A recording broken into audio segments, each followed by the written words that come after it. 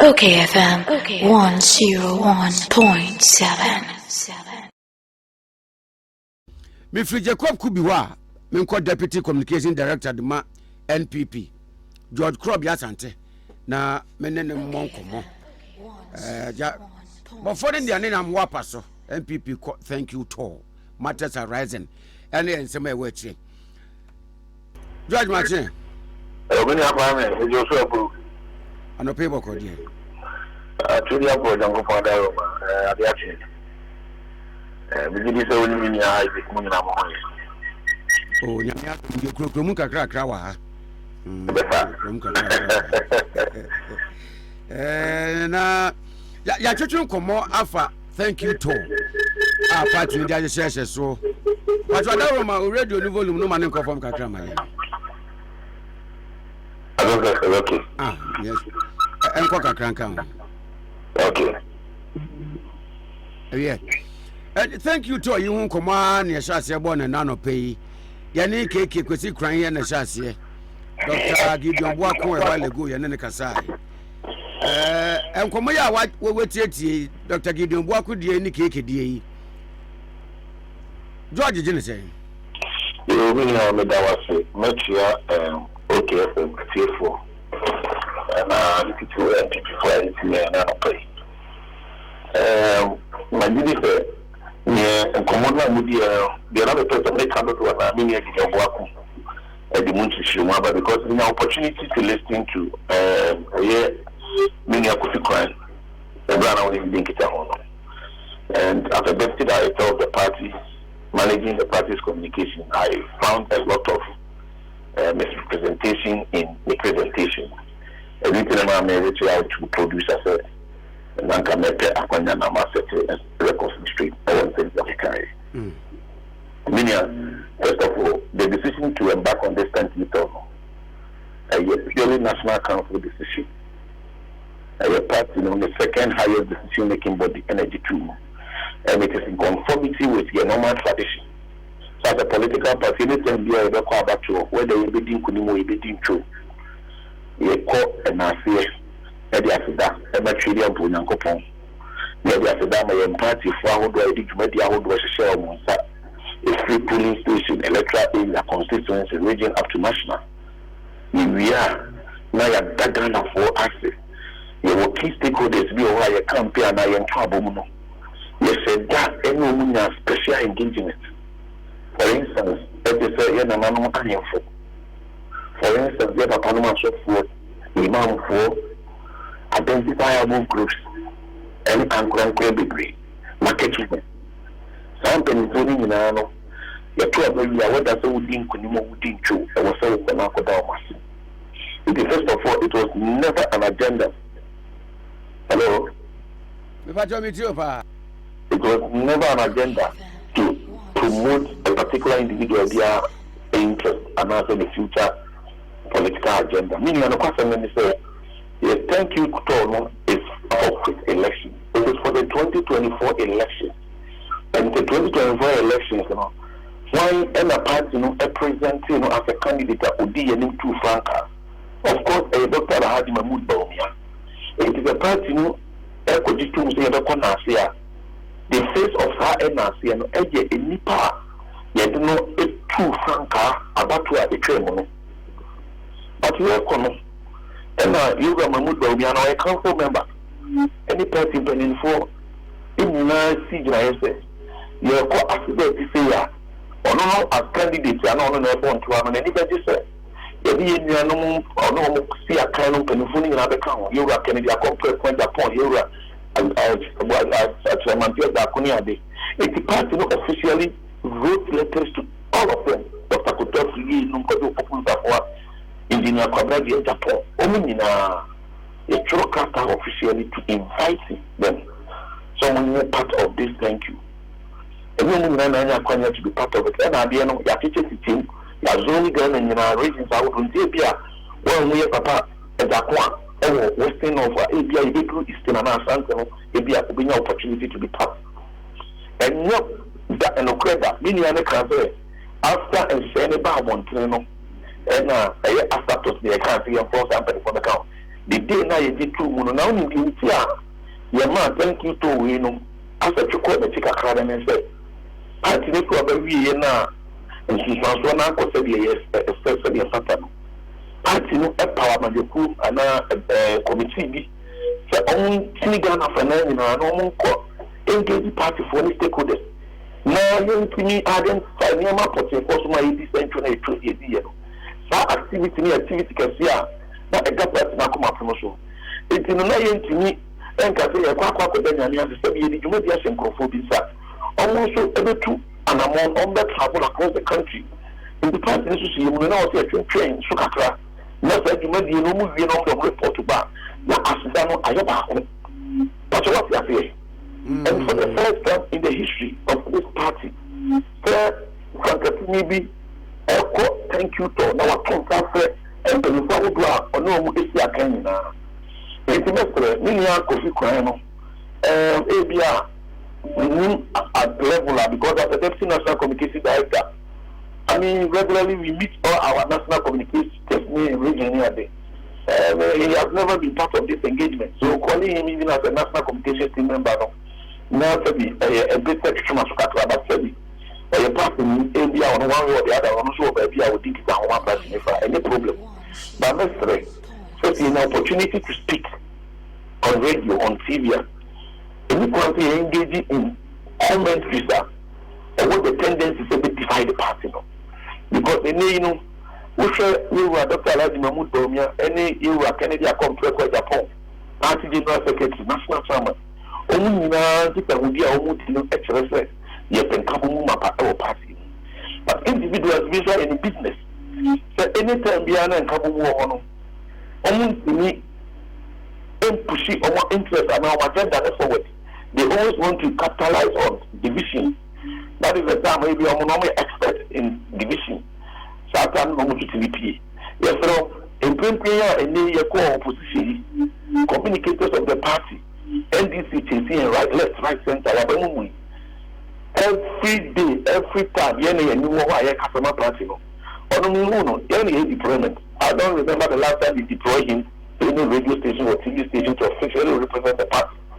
But I will not disregard my efforts. It be one way or the other. Or not sure be all your debut party in terms of communication. But that's the no.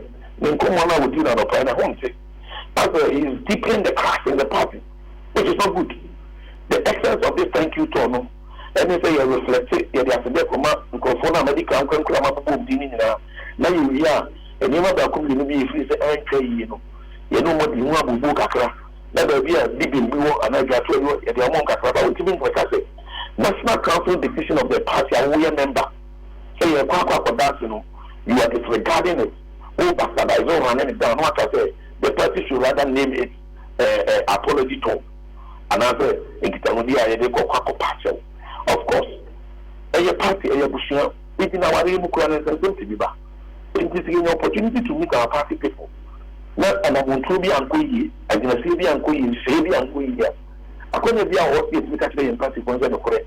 The details the ABC, the Onion, Monfante, in opportunity for Friday, you know, you see, political party, a co-position, and also it gives everybody another, it offers everybody license. Now, after time being an opportunity, and you want to run down leadership. NDC as a political party with a CAD Ketia as their general secretary in 2016, every ordeal on West electoral defeat. When another Danko Kufuor beat the NDC over 1 million votes. NDC party no handed down their national officers at that time. 2020, the same as Kevin Ketia was the general secretary. But NDC is not about to elevating a national chairman, and yet we're doing the biggest electoral victory in the history of this republic. I'm an NDC. It's a party for when you make sure it's not the end of your life. And you're about when you're quiet and you're being true. You know, you're about to be, you're about to see and then one component and aspect that a better debate for Ghana for your party for you know, internal elections, the delegate system. And the party in for Athena Supreme, Professor Michael K. report. General Secretary Home Command have to say it's one of the major reformations and other recommendations committee now make here and also that dear to my power a constitutional review committee you need a lawyer from Davis because you're punk over I want to participate at the union account. Our mobile is Yamapa. Then I'm a July national conference. Ya sakra ya constitution na yet me I am fire a bit wama a quite fast to about internally meaning on the action. It's not really I mean, Dr. Mahmoud Bamiani is a complex with Japan. And I want to re-emphasize. So, maybe you say, so we support to individual beer. Also, say what the party needs now. And they say it's a united front, a formidable front. Because without a formidable front and a united party, no matter who we present, we cannot win 2028 elections. So, our focus as a political party is not just about who will be leading the party. Our interest is about how we can put the party together. Our interest is how we can rebuild and reform our party. Our interest is about how we can bring back the land. The Benyan to say, what I say, indeed, MPP, no, Yashia Adiasi, in Caribbean elections 2024, no, and then I don't know for it. MPC is never an alternative for Ghanaians. Yay, and a group media, the name of the intimacy say, Anama, NDC for no, Ghana for they are forced to select them. But the MPP on any day, we are more than the NDC. We are a stronger party than the NDC. It's not really animal. And the party will be including a complex with Japan. Engineer Japan, they are all calling and say, Yama amnesty, Minia honorable Patrick Abuaman, Yama amnesty. Now, Penifua or Muyu be a party nation was saying, and I have more opportunity that could be back on board. I think it's going in the right direction. It's an opportunity to speak at some of these things. And I want to see the party for having a battle. The only party for Katana Brazil. Now you show Ukraine. Now you show that in the party, no, we are ready to unite our ranks and far. So they are elections 2028 now for better between your mind because when it is about the management of our economy, NDC can never compare themselves with the MPP in terms of the record. We have demonstrable record. So it's an opportunity to be in government. Even though yes, as human institution, there will be certain mistakes. I'm not moving anywhere. This is not right. That means MPP, and we are able to set out some tangible developmental projects. More than we are to make a point. Because MPP by no year have you. They are quite a square school and say, it's not the million. Tony down. If you know them, I compare quite upon them, he's preaching unity. He's preaching unity. Dr. Haji Mahmoud Bawumia, he's preaching unity. Now, if we are communicator of the party, we have cautioned our communicators that they should not be taking sides. They should not be taking sides. Because, I customer party, no. And when you see me now to take sides, I'll be then wait me think it I didn't come over back. Think it might be a fair representation of fact.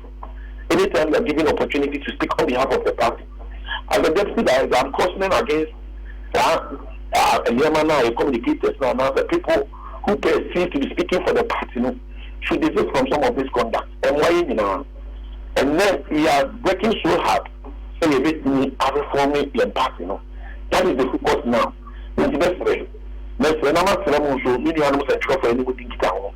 So anytime we are now opportunity to speak with the party, if you really want to have a balanced and accurate reportage, let's resort to NIPA accredited people on the customer party. So that they can also give you credible information about it. George,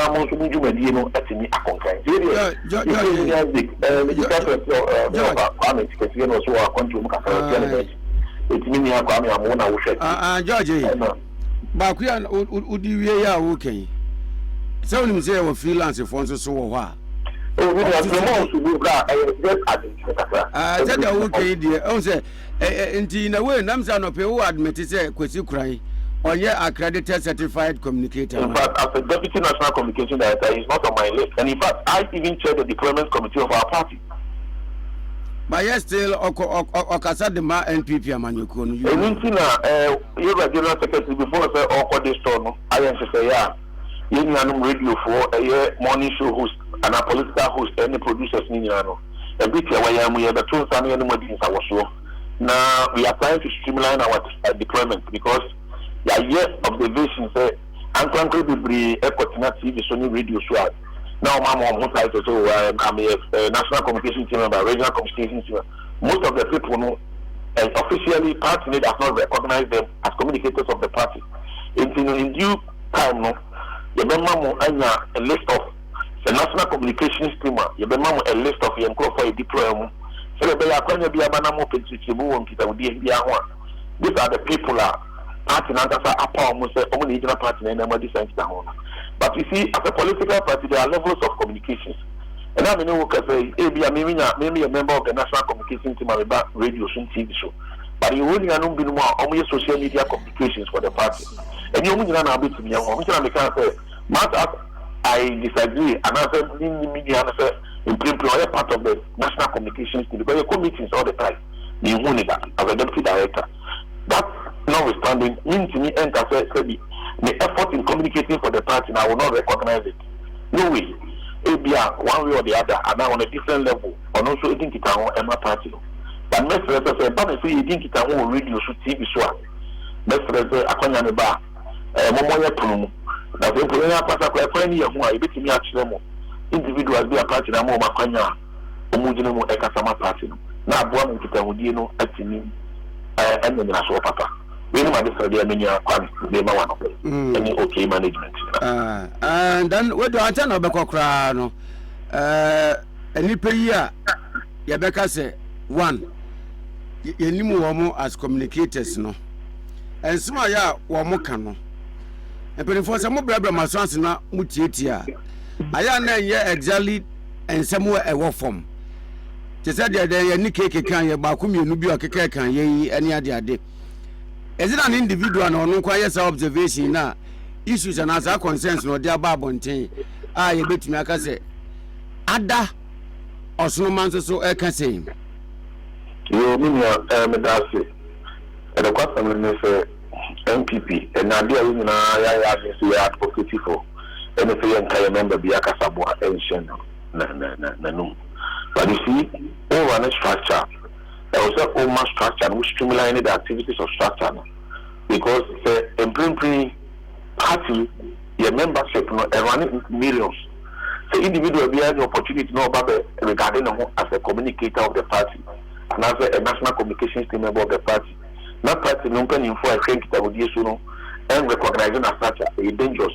One thing you create an avenue or an opportunity for people to dilute the system and also for people to abuse the system.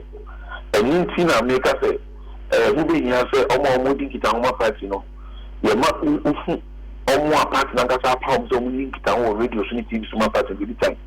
The family social media and come on with we need problem with SSB post on one crowd view and now on one opinion one. Then he should establish. So when Kitamu Abba family would be a personal observation.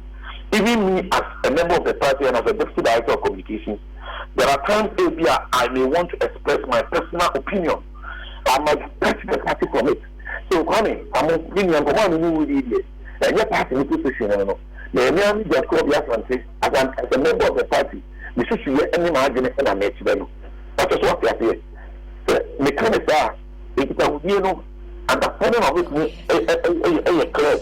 If the professor says we be at that time, no, we got a party communicated this way. We got a member of the party, and party with millions of people members. Yes, also what we are here, and every member can have opinion.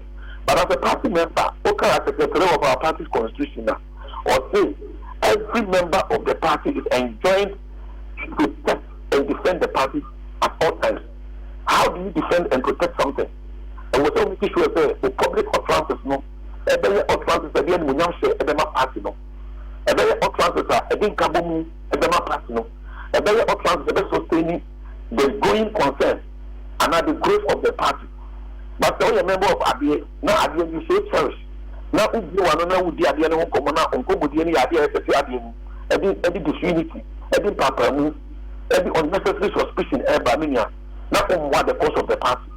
If yes, as a member of the party, you can have an opinion. And in any party, what internal structures are, party back, or concern, or opinion, or subjection, or be now causing annual grievances, Party constitution in Makonya refers to be addressing grievances in the party.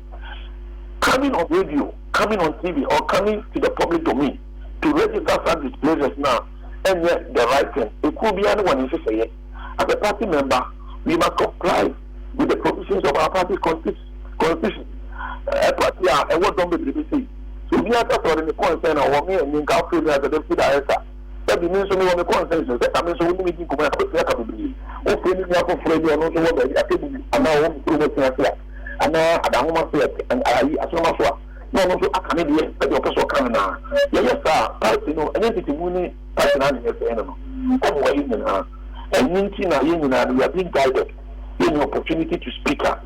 Young council, every partner. That is a few some you need a clean. And nobody would want to wash or clean the dirty line ever clean. MPP as a party, they are quite back to work, and the man constantly a yes.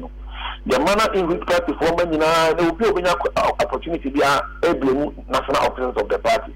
But we must also, yes, we take responsibility as national officers. The General Secretary of the Union, Adjina simply Cassia, so Akafe, and she say, and I'm to be a year, I'm one on the MIA Chuno. You did two as a party. You did not any debate, MIA members, any Ghana, or more Sebi, or more sympathizers of the party. But then, a collective responsibility. Then now we must be guided by our actions and inactions towards the party. When you are the what's up here. Because in California, the 7 year was sort of when I have to form no so no ya, one day and Sumuya, and that's a clear consum. Thousand or more from one ethics, Sumuyi. Then California, you could be asked on the answer to send your money you big to them. In the end, now we have a collective responsibility in making sure that we strategically position our party for victory in 2028. Now, of course, I have a way. Indeed, indeed, you are not Mutuni and so say, no.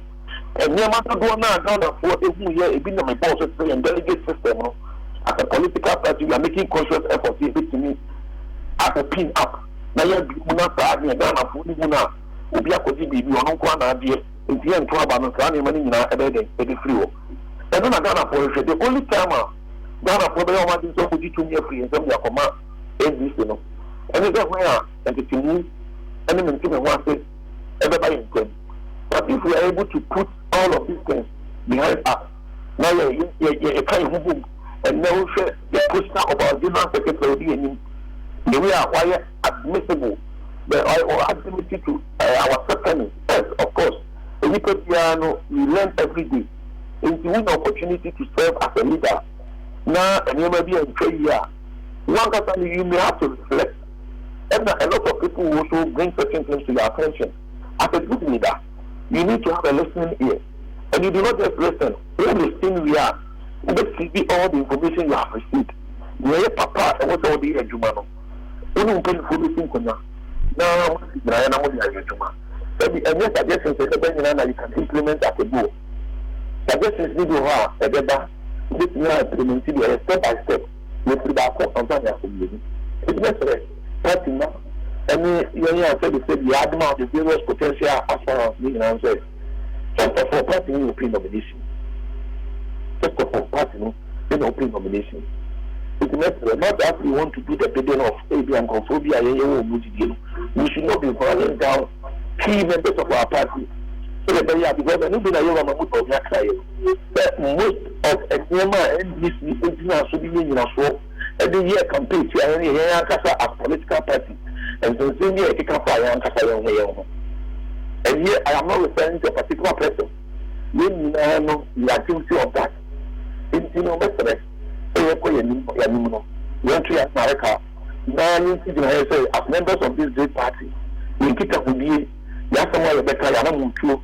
And then you special party. So that they are of you who is about the political party also then the Hong Kong would see it would be a wood, you would say for your common sense act and give the yes some of a commercial.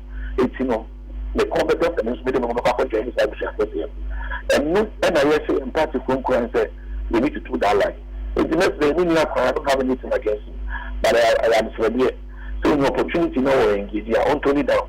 That information on kind of subject here. Ever that's your pay. That's the background.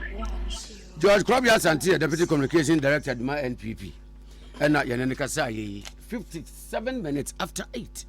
Ma maybe a makwafo, Ewaha, Biamsa Beckham Sano pay. Biams Machi. Okay, FM 101.7.